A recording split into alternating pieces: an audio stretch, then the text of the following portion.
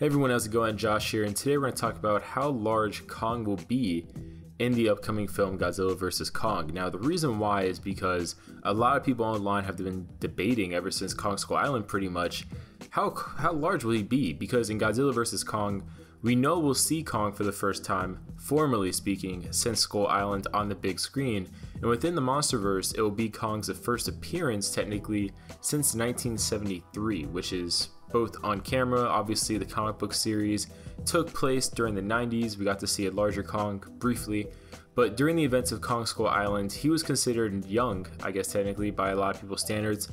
Not really. Like they kept putting things in there to be like, yeah, he's not fully grown yet, yeah, he has ways to go. Basically to kind of tell everybody that, yeah, he's only 104 feet tall right now, but you know, he's gonna hopefully be more competitive, at least height wise, with Godzilla in the near future. And the next time we actually saw Kong in universe after Skull Island was the book Skull Island: The Birth of Kong, which in this one it takes place during 1995, so 23 years post Skull Island events at least, and he is about 200 feet tall in this one. So this increase in about double his size is pretty impressive, all things considered.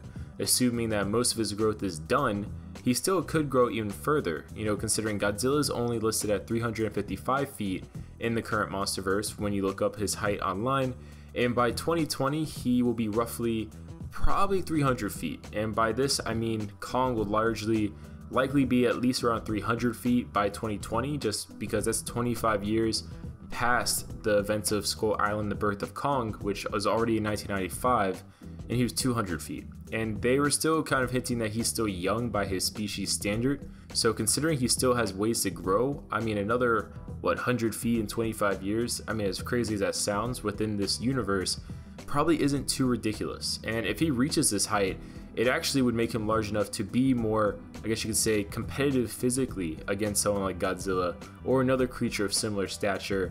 Based on comments we got in Kong Skull Island and images, his parents were theorized to have died potentially around the time of Kong's age in Skull Island. And there is a difference between sexual maturity and full maturity, so it's definitely really possible Kong at his age would have been able to have kids, but still not fully grown. So it'd be really interesting to see maybe him being the first of his kind potentially to actually reach that full maturity growth wise, because it seems like they're constantly in battle with the skull crawlers, getting kills, stuff like that. But will this be enough to take on someone like Godzilla? I'm not really sure, but if Kong reaches just 213 feet, it would put him at 2/3 Godzilla's listed height. So I definitely think that the 300 feet marker is definitely kind of what I would go for personally, because I feel like you want him to look physically imposing, of course, but also physically you want him to look just on the surface level like he can actually fight hand to hand, like he's a threat to Godzilla. And you know, if he's 200 feet and Godzilla's 355 feet, that's a huge height difference. I don't really think a lot of people would believe that they would be on somewhat even grounds, even with Kong having, opposable thumbs and all that. But comment below your guys' thoughts. What do you guys think about all this stuff? How large do you think he's gonna be? And we'll see you guys later.